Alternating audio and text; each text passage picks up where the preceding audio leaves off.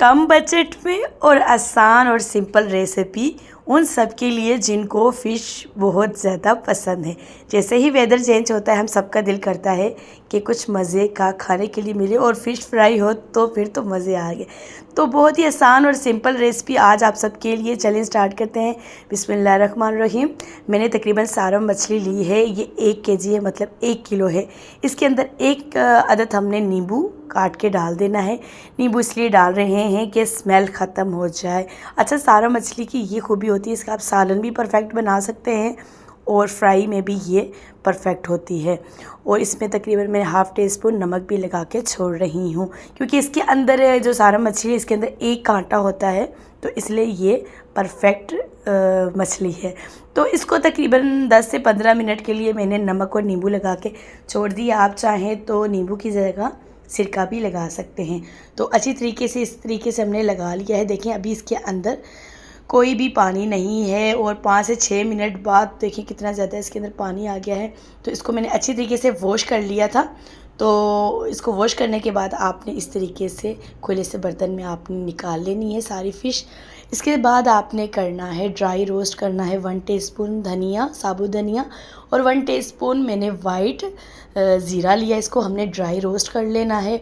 तो यकीन जाने आज की रेसिपी आपने स्किप नहीं करनी है। साथ ही मैंने इमली ली है, 2 खाने की चम्मच मैंने इमली ली है। इसको मैंने हाथ से मसल के इसके बीज हमने रिमूव कर देने हैं। सारे हमने इसके अंदर से मसल के निकाल देने हैं।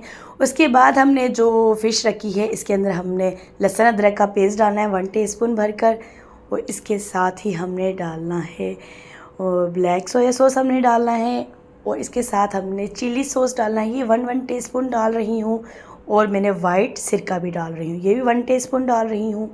और इसके साथ ही हमने ½ टीस्पून मैंने नमक लिया है, ½ टीस्पून मैंने हल्दी ली है, और थोड़ी सी अजवाइन ले रही हूँ। अजवाइन आप ज़रूर डालें करें, ये अच्छी होती है।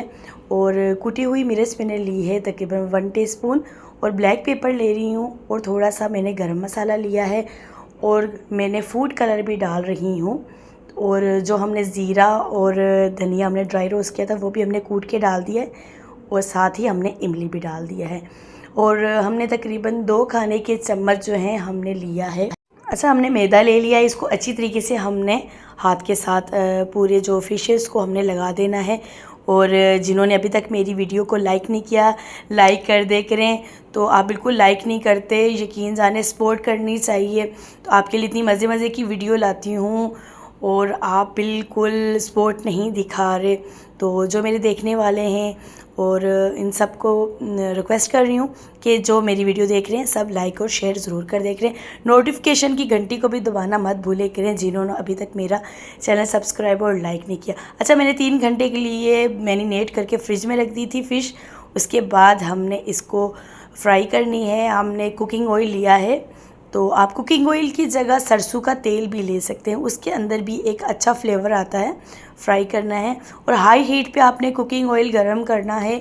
उसके बाद ही आपने फ़िश फ्राई करनी है। अच्छा, फ़िश फ्राई करने का टोटल टाइम 10 मिनट है, तो ज़्यादा टाइम नहीं लगता। फ़िश को 5-5 मिनट दोनों साइड से तकरीबन बन गई थी, और एक प्यारा सा सुनहरी सा देखें कलर आ गया है। देखते ही देखें मुंह में पानी आ रहा है ना।